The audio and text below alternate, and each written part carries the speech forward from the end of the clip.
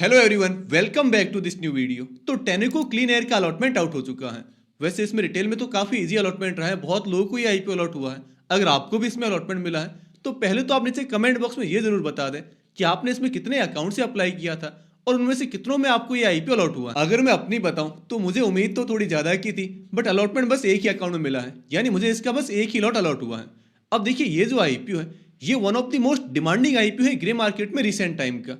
पिछले कुछ जो 7 8 10 आईपीओ है उनमें सबसे ज्यादा जीएमपी इसी आईपीओ की रही है। ग्रे मार्केट में इस आईपीओ को एक बहुत लंबे टाइम पीरियड तक लगातार 20% के प्रीमियम्स मिल रहे थे। इनफैक्ट जब ये आईपीओ क्लोज हुआ था, जिस दिन इसकी क्लोजिंग थी, तब भी इसकी जीएमपी यही 20-22% के आसपास थी और उसी में हमने इसमें अप्लाई किया है।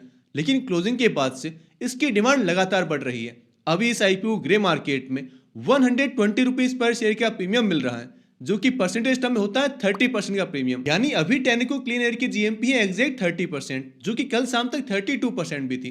खैर, अगर हम ये एज्यूम कर लें कि भाई अभी इसकी जो जीएमपी है 30%, उसी पर इस कंपनी की लिस्टिंग होने वाली है, तो अगर आपको इसमें एक लॉट अलॉट हुआ है, यानी कि आपको रिटेल कैटेगरी में अलॉटमेंट मिला है, तो जो लिस्टिंग है इसमें आपको मिल सकते हैं वो होंगे 4 से 4,500 रुपए के अराउंड। अब हालांकि ये तो हमने सिर्फ एस्टिमेट किया है अभी की इसकी जो जीएमपी है उसके बेस पर, बाकी एग्जैक्ट लिस्टिंग किस प्राइस पर होनी है ये तो हमें क्या लिस्टिंग वाले दिन ही पता चलेगा।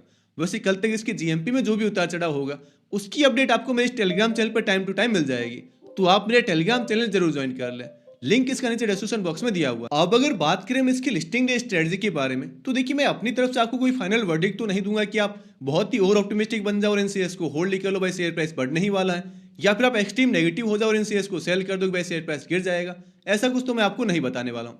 पर देखिए ये ना कि ये आईपीओ मुझे भी अलॉट हुआ है और अभी हमारे सामने जो सिचुएशन है, जो सिनेरियो हमारे सामने है, उसके अकॉर्डिंग हमें क्या सेंसिबल डिसीजन अपने लिए बना सकते हैं। बाकी देखिए आईपीओ के मामले में यह है ना कि लिस्टिंग के बाद शेयर प्राइस कैसा परफॉर्म करेगा ये किसी को नहीं पता होता। अगर मैं आपको कुछ बता भी दूं कि भाई ये होने वाला है, तो वो प्योर तुक्के मारने वाली बात होगी। अब देखिए आईपीओ में कभी ये होगा कि आपने शेयर्स होल्ड कर लिए और उसके बाद शेयर प्राइस नीचे आ गया तो भी रिग्रेट होना है, और आपने शेयर सेल कर दिए और आप देखोगे शेयर प्राइस बढ़ गया तो भी रिग्रेट होना है। तो आपको है ना कि रिग्रेट तो दोनों तरफ रहेगा, लेकिन अपना एक डिसीजन आपको पहले बना लेना है, अपनी एक स्ट्रेटजी आपको फिक्स कर लेनी कि भाई मुझे शेयर्स होल्ड करने हैं या फिर लिस्टिंग बुक करने हैं। वो आपने किया, उसके बाद मार्केट उस स्टॉक के साथ क्या करता है, स्टॉक प्राइस क्या परफॉर्म करता है, इससे हमें कोई मतलब नहीं। भाई हमने पहले जो डिसाइड किया था हम अपने शेयर सेल करेंगे, होल्ड करेंगे, प्रॉफिट बुक करेंगे, जो भी है वो हमने कर लिया। उसके बाद शेयर प्राइस चाहे कहीं भी जाए, भाई हमारा काम तो हो गया। अब अगर मैं आपको टेनेको क्लीन एयर के बारे में बताऊं तो देखिए इस आईपीओ मेरा पर्पस तो हमेशा से लिस्टिंग गेन्स का ही था। भाई 20-22% की इसकी जीएमपी दिख रही थी तो आई तो ठीक ठाक लिस्टिंग गेन्स से आईपीओ मिल जाएंगे, तो चलो इसमें अप्लाई करते हैं। ये कंपनी ऑटो कंपोनेंट्स बनाती है, यानी कि ऑटो सेक्टर की एक कंपनी है, और भाई मुझे पर्सनली ऑटो सेक्टर में उतना इंटरेस्ट नहीं है, मुझे बहुत बोरिंग सेक्टर ये लगता है, तो मैं इसे वैसे भी अच्छे से ट्रैक नहीं कर पाऊंगा, तो मैं तो अभी से आउट हूँ। मेरा पहले भी पर्पस लिस्टिंग गेन्स बुक करने का ही था और अब अलॉटमेंट मिला है, उसके बाद भी मेरा प्लान यही है कि भाई मैं अपने शेयर सेल कर दूंगा और अपना प्रॉफिट बुक कर लूंगा।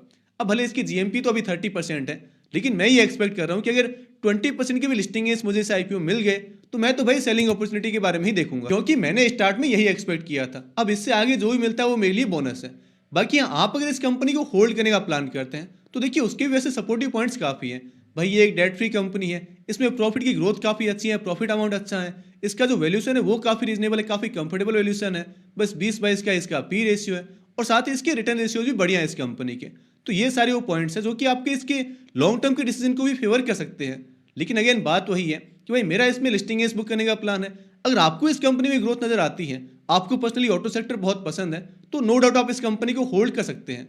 हालांकि उसके लिए भी ये जरूरी है कि कंपनी अभी थोड़ी टॉप लाइन में ग्रोथ दिखाना स्टार्ट करे।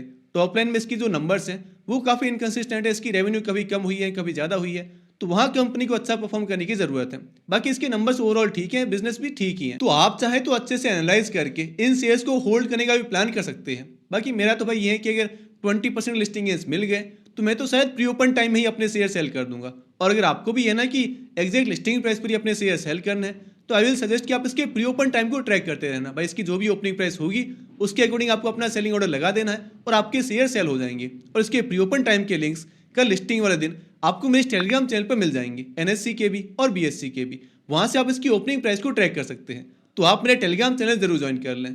लिंक इसके नीचे डिस्क्रिप्शन बॉक्स में दिया हुआ है। हाँ, अगर आपको इसके मल्टीपल लॉट्स मिले, यानी कि एक से ज्यादा अकाउंट में आपको इसमें अलॉटमेंट मिला है, तो जरूर आप ये कर सकते हैं। भाई आपने अपना एक लॉट तो प्री ओपन टाइम में ही सेल कर दिया और एक लॉट आप होल्ड कर सकते हैं, क्योंकि अभी आईपीओ का जो ट्रेंड चल रहा है, हमने जो ग्रो में देखा है या फिर जो पाइन लैब्स में देखा है कि लिस्टिंग के बाद उनमें एक अच्छा अप ट्रेंड हमें देखने को मिला है। तो अगर वैसा कुछ इस आईपीओ में भी होता है और आप अपने कुछ शेयर्स होल्ड करते हैं तो आप उसका एक अच्छा बेनिफिट ले पाएंगे। तो कुल मिला के आप चाहें तो इन शेयर्स को होल्ड कर सकते हैं, इनमें पार्शियल प्रॉफिट बुकिंग कर सकते हैं, या फिर मेरी तरह शेयर सेल करने का भी प्लान कर सकते हैं। आपको अपने रिस्क एपिटाइट के हिसाब से अपने लिए एक परफेक्ट डिसीजन ले लेना है। हाँ, वैसे इसमें एक सिनेरियो और भी हो सकता है। हम लोग इसमें 20% 30% एक्सपेक्ट कर रहे हैं, लेकिन अगर इसकी लिस्टिंग बहुत खराब हो गई, सपोज 10-12% के प्रीमियम पर इसकी लिस्टिंग हुई, तो भाई मैं तो अपने शेयर्स होल्ड कर लूंगा, क्योंकि ऐसे केसेस में जनरली ये होता है कि लिस्टिंग के बाद शेयर प्राइस में एक अच्छा अपट्रेंड आ जाता है, तब मैं शायद अपने शेयर सेल करने के बारे में प्लान करूं। और वैसे भी इसके प्री ओपन टाइम के लिंक्स तो आपको मेरे टेलीग्राम चैनल पर मिल ही जाएंगे, जहां से आप इसकी ओपनिंग प्राइस को ट्रैक कर सकते हैं और अपना सेलिंग ऑर्डर प्लेस कर सकते हैं। तो आप मेरा टेलीग्राम चैनल ज्वाइन करना ना भूलें, लिंक इसके नीचे डिस्क्रिप्शन बॉक्स में दिया हुआ है। तो दोस्तों, अगर आपने अब तक इस वीडियो को लाइक नहीं किया है तो वीडियो को लाइक कर दें और चैनल को सब्सक्राइब भी जरूर कर लें। हमारी फिर मुलाकात होगी अगले वीडियो में। तब तक के लिए एक आईपीओ को प्री ओपन टाइम में कैसे सेल किया जाता है, अगर आपको ये पूरा प्रोसेस लाइव देखना है तो आप मेरा ये वाला वीडियो देख सकते हैं।